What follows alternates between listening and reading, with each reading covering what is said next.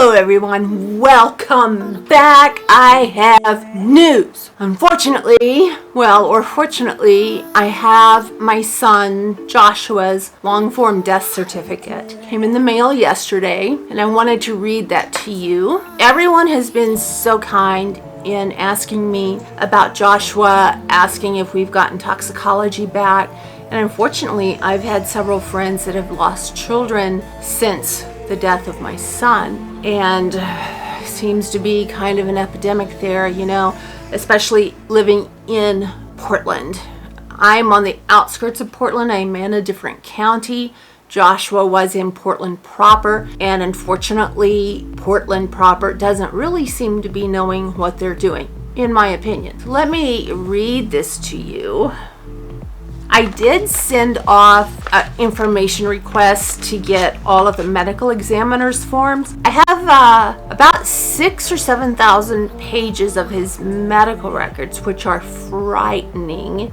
To me, should raise huge red flags on the, I guess you could say, ethical nature or lack thereof of Portland and the way they treat the homeless, especially when they have a family. The homeless have a family that is willing, able, and fighting to care for their child. We have the ability to put him up in an apartment, pay for his therapy, get everything situated, but as I said before, Portland would not allow it. So I have two different documents here. This is a copy of his death certificate. The long form, his other death certificates did come in, but this one is the one that has the cause of death. And what they have, it's heartbreaking to look at this. Place of death, sidewalk. Time of death, and they have found at 10:52 a.m. Okay, the cause of death, the immediate cause of death. Acute combined amphetamine, gabapentin, methamphetamine, and opiates. Heroin in parentheses. At first, I did not, in looking through Joshua's medical records, I had not seen gabapentin, which is weird to me. I wouldn't think of gabapentin as a street drug, but I don't know. I've been on it.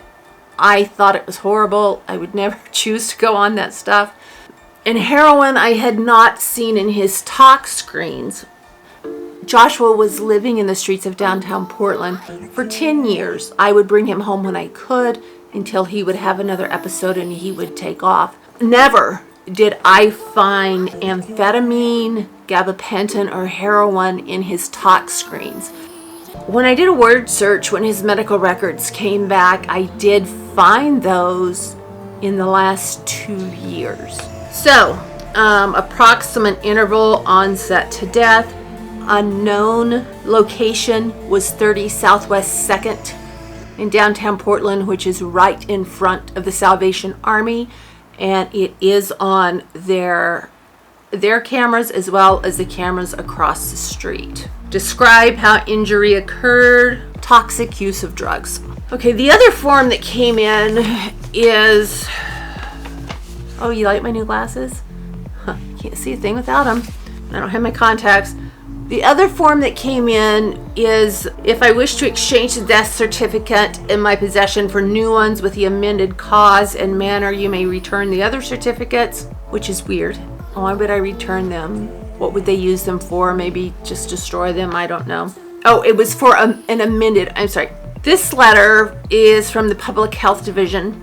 It says, if you wish to exchange the death certificates in your possession for new ones with the amended cause of manner of death, you may return their certificates in the posted page envelope. They must be returned with 1 year, So this is saying if I want to challenge the cause of death on the long form. I have to say I do have questions about this. It doesn't say overdose. It says toxic intoxication. There was no fentanyl found, which to me is a shock because of all of the fentanyl related deaths that we've had here. I mean, it's epidemic, it appears, across the country. It raises some red flags for me It doesn't say overdose. It says toxic use of the substances. But in my thinking, what do I know? I'm not a medical professional. Joshua did not sleep in front of the Salvation Army. Joshua slept in front of other people's tents. They were keeping him safe. They were keeping him away from things. So I'm thinking, okay, if he's going to sleep on the sidewalk in the front of the Salvation Army, and as soon as he got under the blankets, there was no further movement, it was intentional. And I asked the medical examiner, or the woman that was on site, the investigator that was on site, to get in touch with the medical examiner and see if the amount of drugs found in Joshua's system would be enough to say that his death was intentional. So I don't know. I mean, what's better? That Portland treated my son so badly that he thought that was the only way when he had parents that would take care of him. If you watch the video that I'll link here, you know that the last time I saw him, I was mortified by what I saw. It was not my son. He was completely incoherent. There were a couple of things that I could make out what he was saying, what he meant. But for the most part, he was incoherent. He was filthy. He was in not a good condition. So I don't know. I'm a grieving mom here, and I'm so angry. I'm angry with the city of Portland, the state of Oregon, and the county of Multnomah. In my opinion, on this death certificate, it should say cause of death, immediate cause. In my opinion, it should be negligence committed by the city of Portland in the county of Multnomah, the state of Oregon. In my opinion, they are at fault for the death of my son. He was self-medicating, could not get help. I'm not going to I don't know. I'm doing a podcast. I don't know if I'll really talk a lot about his death. I may. There are things in there that just are so scary. Had we been informed, we would have been able to get custody of him, it appears. And this could have been avoided. But there you go.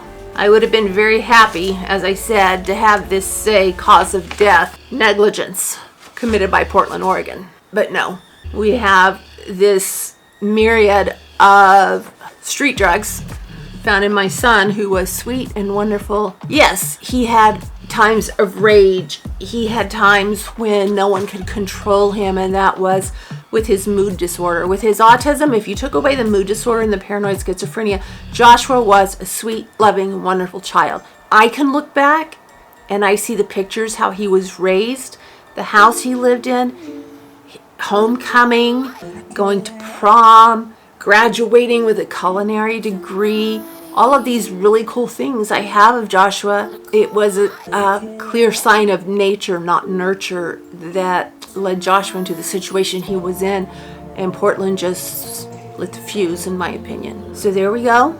I am still caring for Karma, who had her second TPLO, having my house renovated, so it's been crazy. And I'm working on the new podcast, which is called Digging Through Dominoes. It's going to be on mental health. It's set to launch May 7th on all major podcasting platforms, as well as its dedicated YouTube channel. And I will either put another full video of the podcast on this channel or a clip of it to get you directed into the right place. Thank you guys for hanging in there with me. I want to thank you again for your condolences, your comfort, your sincere, just love that's come through with us dealing with the loss of Joshua. It's been hard, but one thing that we do give thanks for is he's no longer suffering. He's no longer hearing voices. He's no longer suffering at the people downtown. Whatever they do, use your imagination for him to be able to buy the drugs that he was using. My son is no longer being tormented, and in my beliefs, he is complete, he is whole, he is happy, and he is playing a guitar. writing his music. Thank you everyone for hanging out. Thank you for your support. Again, it means the world to my family. Until next time, I'll be thinking of you and working hard. See you later. Peace.